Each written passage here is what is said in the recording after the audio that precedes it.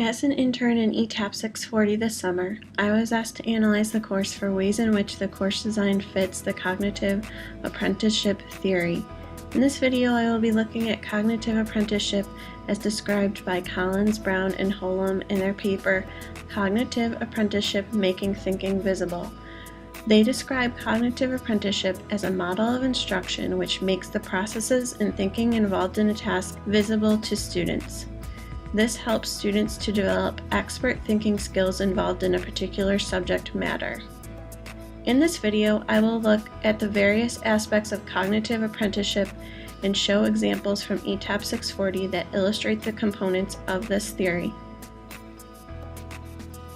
First, let's look at the content or types of expertise that are included in the cognitive apprenticeship theory. Domain knowledge is the concepts, facts, and procedures explicitly identified with a particular subject. This type of knowledge is brought into the course in many different formats, including readings, videos, discussions, blog posts, and observation opportunities. Heuristic strategies are techniques and approaches for accomplishing tasks that may be regarded as tricks of the trade. These are shared with students in a few different ways, including the support videos that help students utilize the LMS effectively, in the audio and video feedback, and in podcasts where online instructors speak about their design ideas. One important example is how Professor Pickett shares tips about writing effective discussion questions for an online course in the audio and video feedback.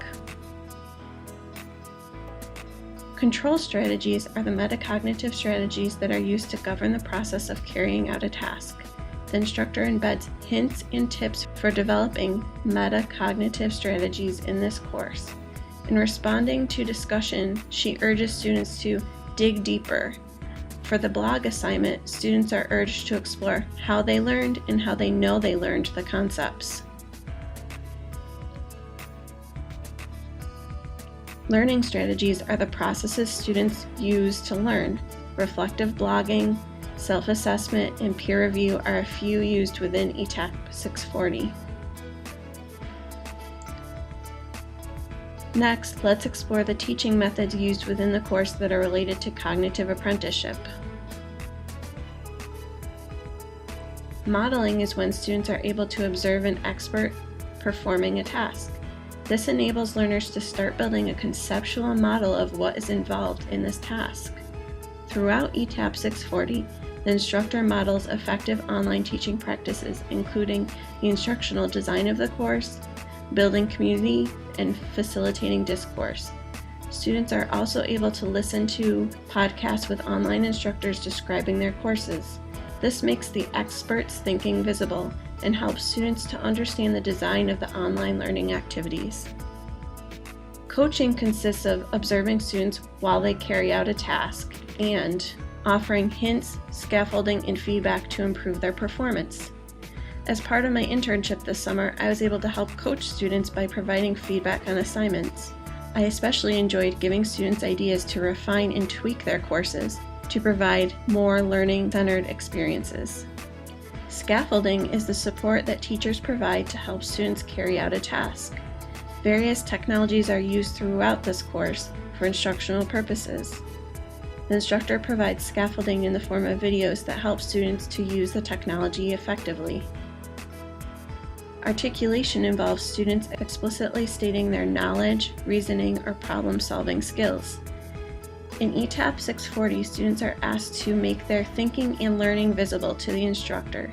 This is often seen in the blogging assignments, but also occurs in other assignments as well. In this example, you can see how a student is using a cooking analogy to describe a concept they have learned.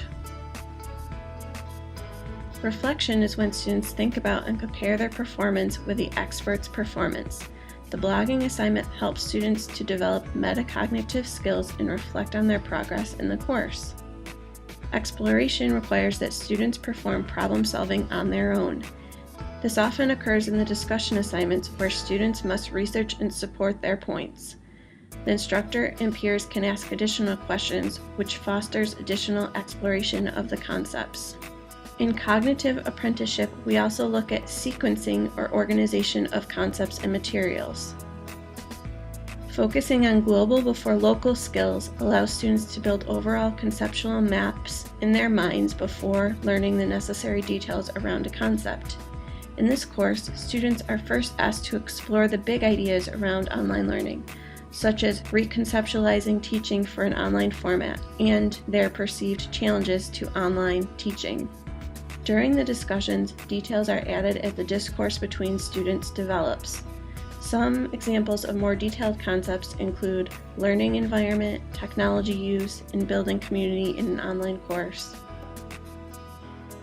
Tasks should also be arranged with increasing complexity. This happens a few different ways within the course. Topics become increasingly involved as discussions mature.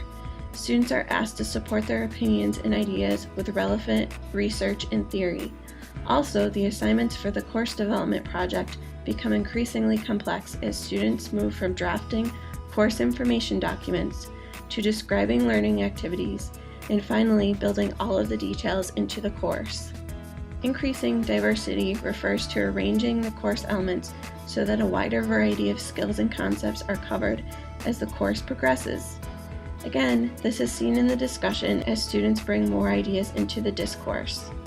The course development project also requires students to use a greater amount of skills as the assignments build on each other. The sociology or social organization is also extremely important in cognitive apprenticeship. Situated learning requires that students learn in a context to which their skills and knowledge will be used in the future. Within ETAP640, this is implemented through the course development project.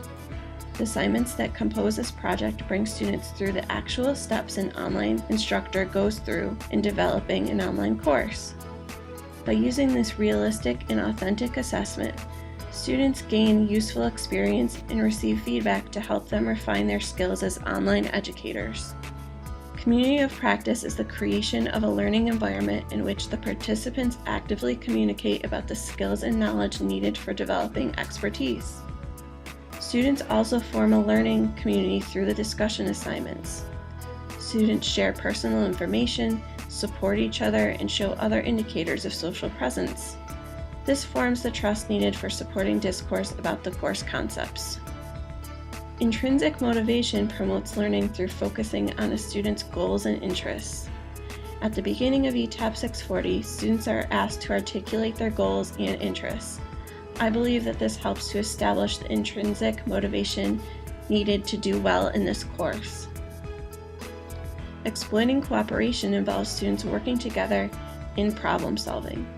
Students often explore and tackle the same issues in the discussion. This helps establish a variety of information in the discussion needed to reach higher levels of thinking.